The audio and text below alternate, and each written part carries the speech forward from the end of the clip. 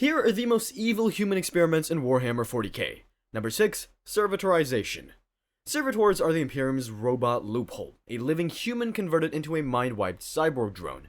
They run doors, lift cargo, carry weapons, and do the jobs nobody wants alive. The reason shows up before the surgery. Long ago, humanity built true-thinking machines. In the cybernetic revolt, the Men of Iron turned on their creators, and the Imperium treats independent AI as banned abominable intelligence. The workload stays, the Imperium still needs mass labor and logistics across a million worlds. Regular workers sleep, panic, strike, die, and need food. Penal crews run out. Simple machines can repeat one routine, but they don't adapt, and they don't get put everywhere. So the Mechanicus takes the legal shortcut. Selection is paperwork, and appeals rarely matter.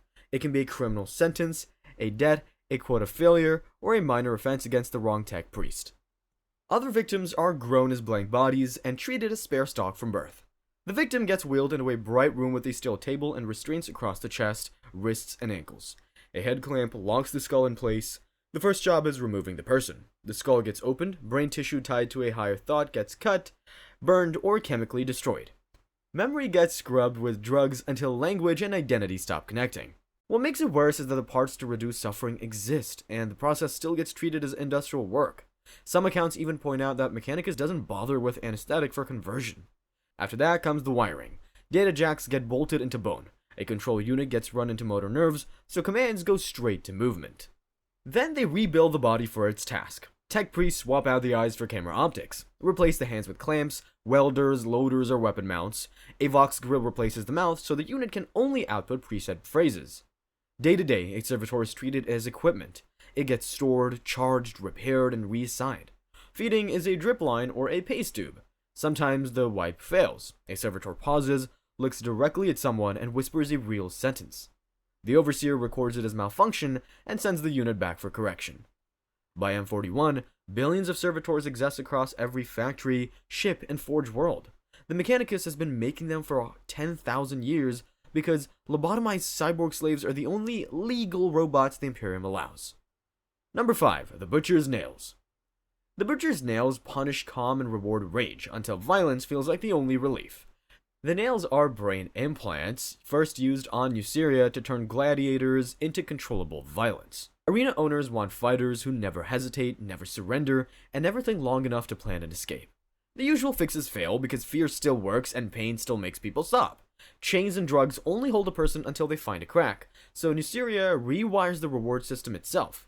They pick the subject because they're good and hard to manage. Handlers restrain the body, clamp the head, and cut scalp. Surgeons drill into the skull and drive metal spines and cable bundles into brain regions that regulate pain, anger, and pleasure. The hardware sinks into tissue and stays there. After the operation, calm starts to hurt. The implant punishes restraint and eases off during violence. Victims learn the rule fast because the device enforces it constantly. Then it spreads beyond the pits. Angron, Primarch of the World Eaters, had the nails forced into him, and removing them would kill him. His legion copies the damage to match him, and for 10,000 years the rot keeps showing up in warbands that still carry his name. The nails can't get removed later because they grow into the brain and most attempts end in death. So the end state is maintenance, doses, restraints, and constant battle because peace feels like withdrawal, and withdrawal gets people killed. They call it loyalty, the body just calls it hunger. Number 4. Soul Binding. The Imperium runs on warp travel, and it needs fast communication across the galaxy. Soul binding is how they turn psykers into astropaths, and where most of them break. So the state uses psykers. A psyker is a human whose mind can touch the warp. Left untrained, that connection attracts predators and turns into possessions, mass violence, or a breach that kills everyone nearby. It starts when the talent shows up and can't be hidden. Voices, visions, objects moving on their own. People panic and label the psyker dangerous. Local authorities lock them up and wait for the black ships, the fleet that collects psykers as a tithe and hauls them into Astra Telepathica custody. The trip ends with sorting. Many candidates don't survive screening, discipline, and conditioning. Some live through it and still don't come back right. Those who survive become sanctioned psykers, meaning stable enough to be used without tearing open a warp incident on contact. Astropaths are a specific output of that pipeline. Their job is sending telepathic messages across huge distances through the warp, and soul binding is the step that makes it viable at scale. The ritual happens on Terra in a warded chamber. When the Emperor's psychic presence hits you, it feels like a star trying to fit inside your skull. Your mind either shapes itself around his essence or it breaks. About 1 in 3 die screaming. Another chunk go insane, the survivors walk out changed. Most are blind because the psychic burn destroys their optic nerves. After binding, astropaths sit in choirs with other blinded psykers, pushing messages across the warp while handlers monitor them for instability. Every transmission risks attracting more predators. If an astropath starts cracking, they get executed before they become a doorway. Some don't crack during the ritual but fracture later. Minds locked in loops, reliving the Emperor's presence, speaking in tongues, or seeing things that aren't messages. The ones who break during their first transmission don't get a second chance. Number 3. Eversor Assassins. An Eversor is an officio assassinorum weapon rebuilt into a drug-driven killer for missions where speed and terror matter more than clean endings. This exists because some targets can't be handled cleanly. Diplomacy takes time, raids need access, and conventional assassins need exits. When those options fail, the Imperium uses an Eversor because it's fast and leaves a public warning. Candidates get selected because they fit the profile and nobody will miss them. Prisoners, orphans, state assets. They're usually taken young because children condition easier and have no existing personality to overwrite. Physical screening comes next because the rebuild is extreme. Once they pass, they stop being a person and become a project. Surgeons reinforce the bones and upgrade organs to survive chemical stress. Drug reservoirs and injector ports become permanent hardware, and blood chemistry is tuned for violence. Handlers wipe and rewrite the minds so hesitation doesn't exist, then condition the assassin until their world narrows to one objective. Between missions, they're stored in stasis because keeping them awake is too dangerous. When the order comes, handlers wake the assassin and flood the system with combat drugs before the first step. Pain stops working as a warning, limits stop mattering. The assassin hits the ground running with pistols, blades, toxins, and explosives strapped on, and they keep moving until the chain of command collapses. Some Eversors have explosive implants tied to their vital signs. When they die, they detonate and take the room with them. When the sprint is over, handlers sedate the assassin and lock the coffin again. Number 2. Fabius Bile's New Men. This starts out as a cure and ends with a population that can't stop being the experiment.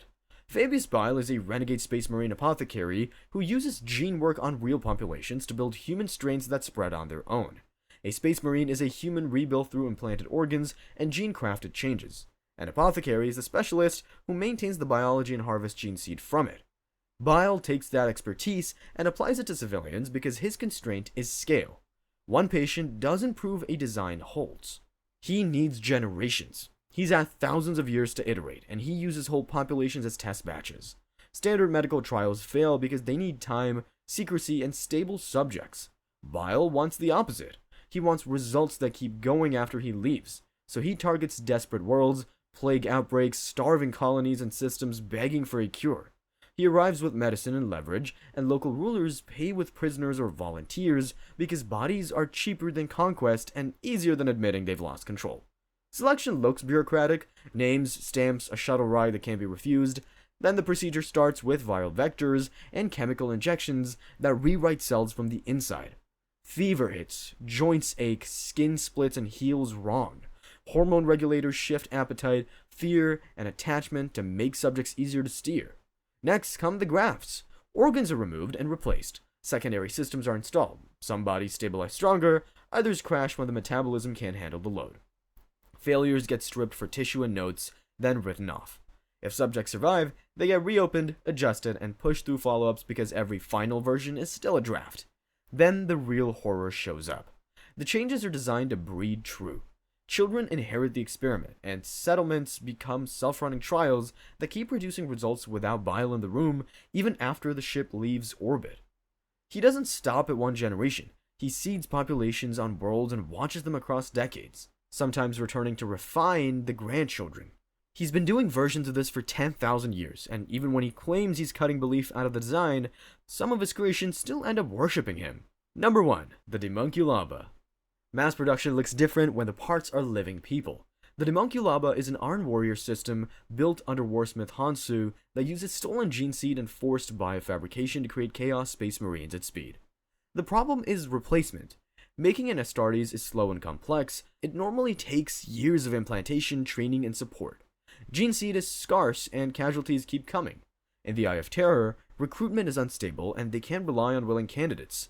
Standard methods don't work because time is the one resource Hansu doesn't have, so he builds a pipeline that treats human captives as infrastructure and treats survival as optional. Human female slaves are rounded up, shackled naked within iron cages, and force-fed special nutrients until their bodies widen and bloat to grotesque proportions. The savage morticians use surgery, chemicals, and chaos-tainted work to alter their insides and embed stolen gene seed, turning them into living birthing wombs. Then come the boys. Adolescent captives get brought in for implantation, a reverse cesarean.